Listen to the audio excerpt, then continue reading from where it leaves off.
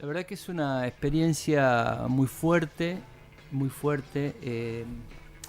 Visitar a una compañera, una presa política en Argentina, ingresar a una cárcel, a un pabellón, a un lugar de visitas, en esta época, después de tantos años, es algo que creíamos que no lo íbamos a vivir nuevamente. La verdad que es muy fuerte, es muy emocionante esa situación. Y luego a mí me impactó mucho, fue el domingo, hubo una reunión nacional del nuevo encuentro de nuestro partido y la mayoría de los dirigentes la pudo visitar el sábado, y el domingo a la tarde quedamos un grupo de 6 compañeros, algunos de Neuquén, de San Luis, de otras provincias, y pudimos visitar a Milagros. Y el domingo a la tarde es un día en que particularmente la visitan no solo sus familiares, sino otros muchas compañeras de Me imagino. dirigentes de la Tupac, en una especie de patiecito que hay ahí, rodeados de grandes alambrados. Está en una prisión del Alto Comedero, es un lugar, bueno, como son en general las prisiones. Es una cárcel para mujeres. Es una cárcel de mujeres, un penal de mujeres, y había muchas compañeras y pasamos prácticamente 2 horas o un poco más compartiendo con ellas, tomando mate y hablando bueno, de toda esta situación. Cuando llegamos es un lugar donde te acompañan las guardias y te dejan en una especie de pasillo y la llaman a ella, y Milagro salió al encuentro nuestro sola, caminando al fondo del pasillo, y bueno, y darle un abrazo, y la verdad que es un momento de mucha emoción, quedé muy conmocionado con esa situación. Y luego la reunión con las compañeras, son dirigentes populares, son gente de pueblo, son, bueno, en este caso todas mujeres porque era un penal de Claro. mujeres, pero aún así la gran mayoría de las dirigentes de la Tupac son mujeres.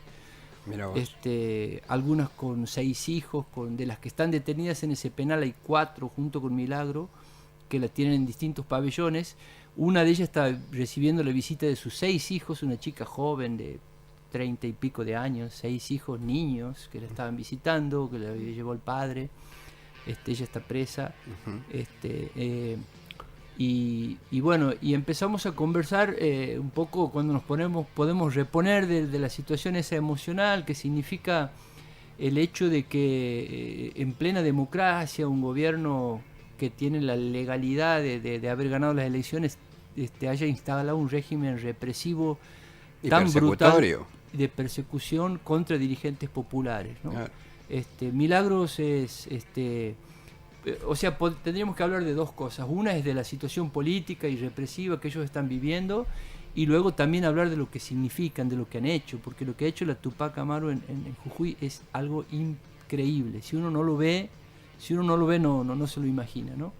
La envergadura de esa obra, de las obras, la concepción con la que está hecha. Respecto de la situación de ella, las dirigentes que están con ellas hablan más que ella. Es una compañera, es una mujer que es más bien callada. Digo esto porque han vendido un estereotipo de mujer autoritaria y hasta violenta. Es muy tranquila, las compañeras hablan más que ella. Ella es más bien callada, aporta alguna idea, y el resto de las compañeras tienen una conciencia política muy alta. Califican al gobierno de Morales como un gobierno títere de Blaquier, del dueño del ingenio de Ledesma. Blaquier es una familia tradicional de la oligarquía fundante de la Argentina. La Tupac Amaru se movilizó mucho para pedir el juicio, lograr el juicio que ahora en octubre se hace, aunque Blaquier está ya con dictado falta de mérito por los obreros y los trabajadores desaparecidos en la noche del apagón exacto. en Alto Horno Zapla. Bueno, la Tupac Amaru están detenidas, las causas judiciales no hay ninguna causa judicial clara, les cambian la carátula están detenidas desde marzo, ya le cambiaron 5 veces la carátula. El gobierno de Morales ha hecho una acción para copar el Superior Tribunal de Justicia de la provincia, que es aberrante. El mismo día la Cámara de Diputados vota la ampliación del tribunal en 3 miembros, y a la tarde 3 de esos diputados votan a la mañana al mediodía renuncian 3 de los diputados que votaron la ampliación y a la tarde esos 3 diputados asumen como miembro del tribunal. O sea, es totalmente descarado. Totalmente descarado, aparte son todos del Partido Radical, son todos hombres de confianza de Morales, que no solo fueron candidatos, por eso eran diputados, sino que fueron activos dirigentes políticos, y a partir de ahí lanzan una persecución abierta contra Milagro, la detienen sin causa, porque no hay razón para que esté detenida, podría haber un proceso, una investigación, un juicio, tendría que estar en libertad, y hay una persecución general, extendida, digamos, hacia los demás miembros, ¿no? Y continua, porque también veíamos Hoy que... acaban de detener una de las compañeras que estuvo con nosotros con esa compañera Graciela López, una señora de, no sé, tendrá 60 años, que vive sola, salía del penal, iba a visitar otro, porque tienen otros compañeros, dos jóvenes en una comisaría, al marido de Milagro la tienen con prisión domiciliaria, un hombre mayor de casi 80 años, pero no dejan que lo visite nadie, es todo un y después, además de eso, le han cortado los recursos a todas las cooperativas, ¿no? Las cooperativas daban trabajo a 20.000 personas en Jujuy, eran la segunda instancia de generación de empleo en la provincia. Después del Estado estaban las cooperativas, la Tupac sola tenía 5.000 empleados permanentes y el resto de las cooperativas completaban 20.000 trabajadores. ¿Esas cooperativas están intervenidas? Están todas paradas, cerradas. Sí, cerradas, paralizadas, incluso las que acordaron con el gobierno, porque el gobierno hizo un trabajo de desmembramiento entre comprar dirigentes y amenazar dirigentes. Hay cooperativas que hicieron un acuerdo con Morales, ese acuerdo no pasó de un acuerdo político y no hay ningún recurso, la gente está pasando una situación de indigencia. Están todas paralizadas las cooperativas, esas 20.000 fuentes de trabajo se perdieron, aparte de una situación social más compleja, porque también hubieron paros en los Altos Hornos Sapro, hubieron paros, ahora hay paros docentes en Jujuy, es una situación muy compleja desde el punto de vista social, ¿no? Ellas tienen, por ejemplo, después vamos a hablar de eso, pero ellas tienen 3 escuelas, 2 de ellas muy grandes, una escuela en el centro que yo ya la conocía, y ahora conocí la última escuela que hicieron en el Alto Comedero, en el barrio, donde está también donde la cárcel. Está el penal. Y es una escuela enorme, un edificio precioso, una escuela que tiene primario, secundario y terciario.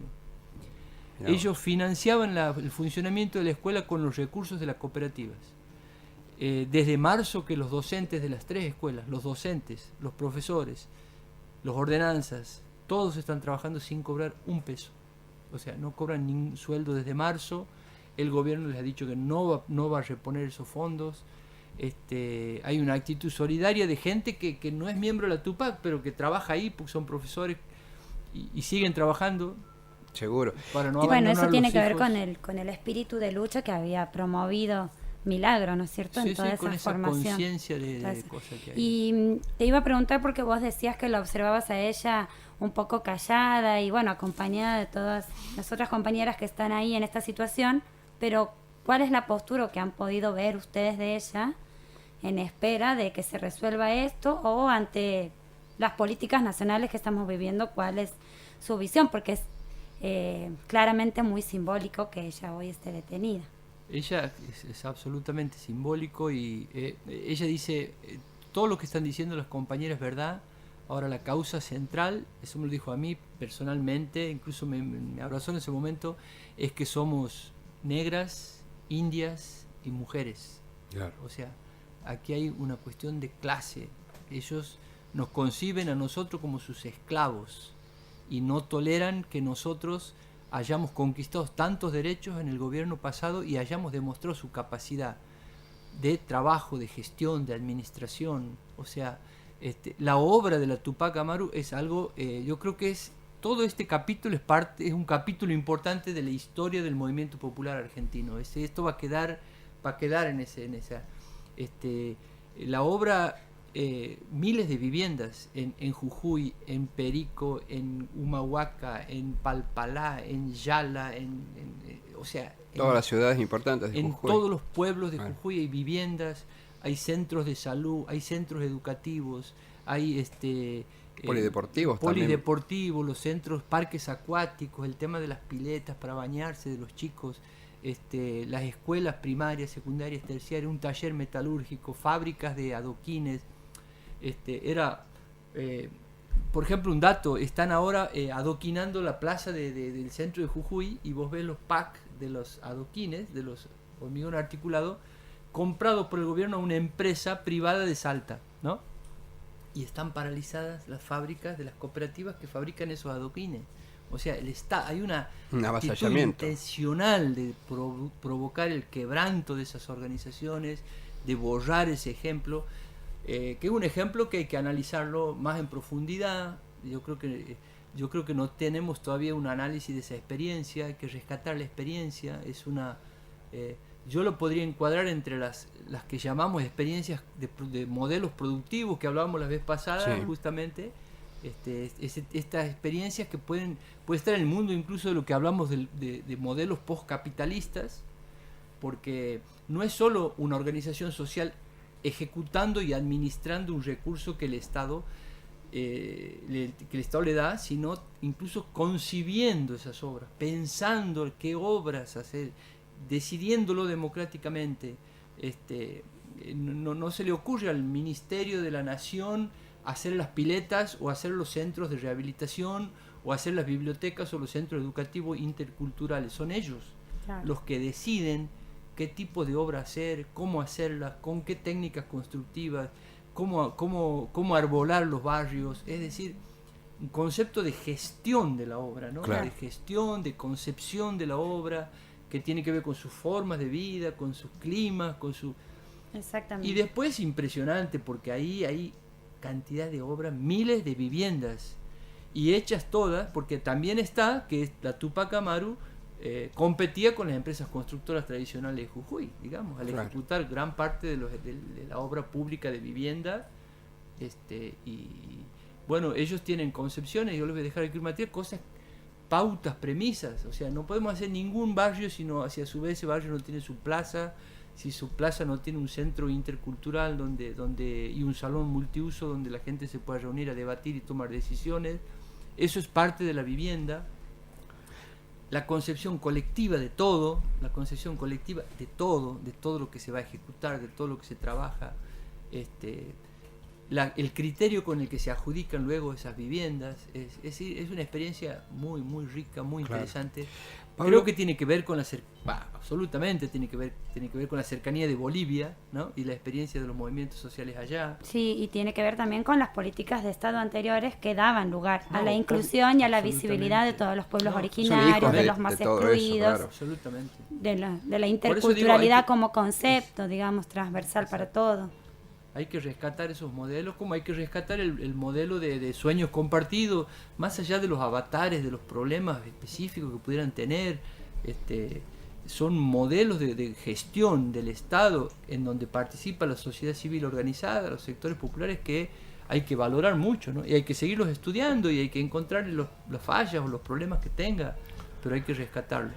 Así que la Tupac significa un conjunto de cosas. Claro. Un verdadero movimiento, digamos. Este gobierno neoliberal, este gobierno de ricos, de patrones, porque en Jujuy es un gobierno de patrones oligarcas que odian a los pobres, que odian a los indígenas, que odian, es así, ¿no? A los negros y a las mujeres. Y a las mujeres, quiere borrar del mapa.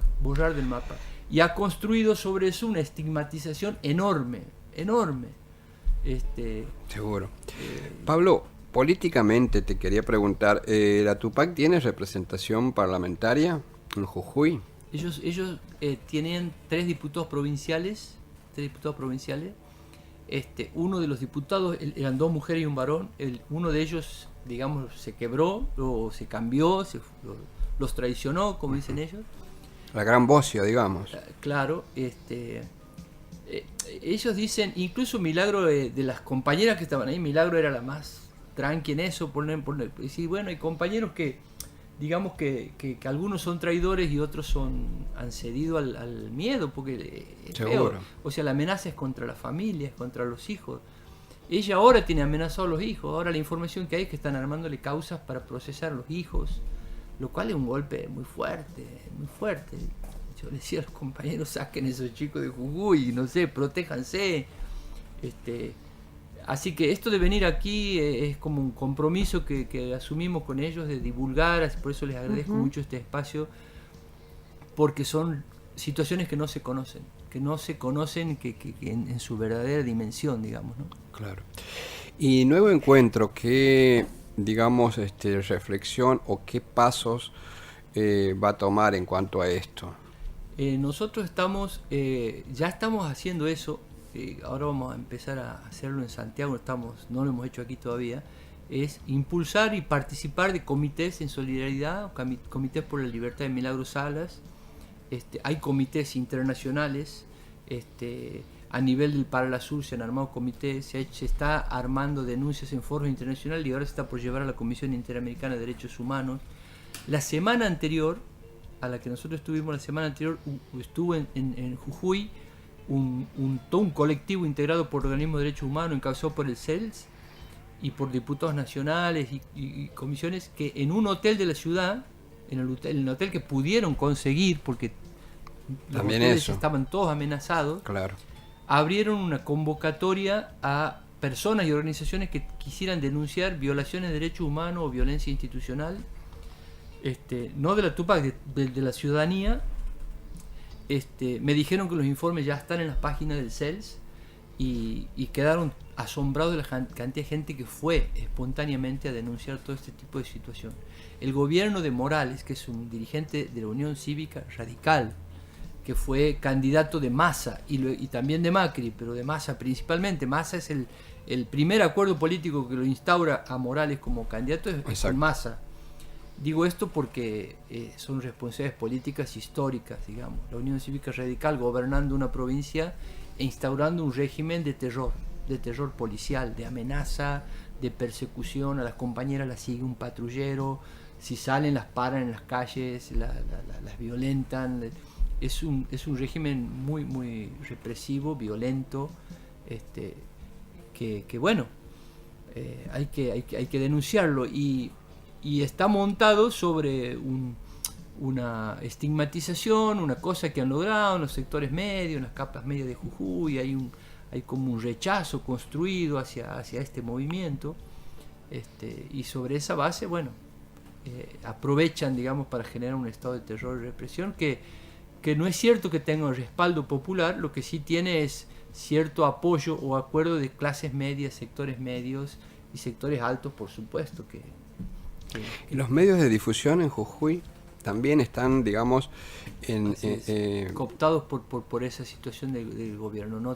Algunas radios pequeñas se animan a sacar algo, a publicar algo. Se animan a publicar algo, y después todos los medios están en la estigmatización. Bueno, nosotros hemos escuchado famosos periodistas de los grandes medios argentinos, vincular a Milagros Salas con el narcotráfico. Han llegado a hablar de que era un cartel prácticamente, cualquier cosa.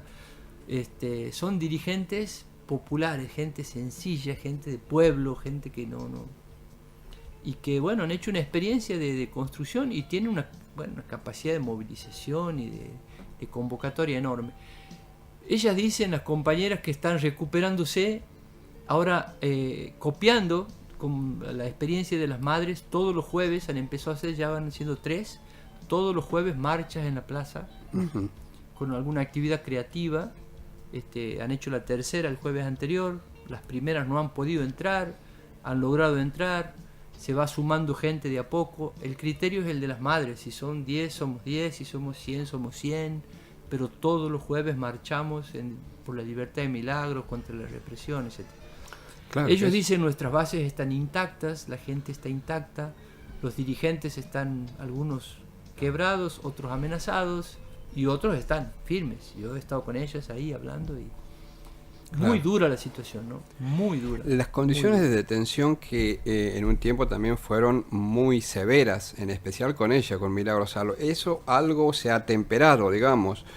Sí, ¿o hay todavía irregularidades en las condiciones? Bueno, yo le preguntamos eso y pasó por un momento difícil. Después hubo una situación en la que otras presas fueron violentadas y ella, no por algo que le hicieron a ella, pero ella se puso en un plan de huelga de hambre, en protesta con lo que estaban haciendo con otras internas. no tienen ningún problema con las internas, sí con algunas guardias cárceles. Es una situación que transcurre normalmente, pero periódicamente aparecen algunas guardias cárceles especial que no saben por qué aparecen, y ellas generan condiciones, es como un plan, ¿no? Generan Claro. condiciones así pero hay casos de 2 detenidos que los tienen en calabozos, en comisarías que no tienen dónde dormir, un colchón en el piso donde sentarse. Condiciones infrahumanas. Condiciones infrahumanas. Los abogados de ellas son amenazados, son perseguidos, son maltratados. Y después el manejo judicial es espantoso, ¿no? Espantoso, cambian de carátula, inventan un nuevo juicio. Eso lo denunció Berbisky ya en unas notas muy importantes. Así que bueno, hay que redoblar el esfuerzo.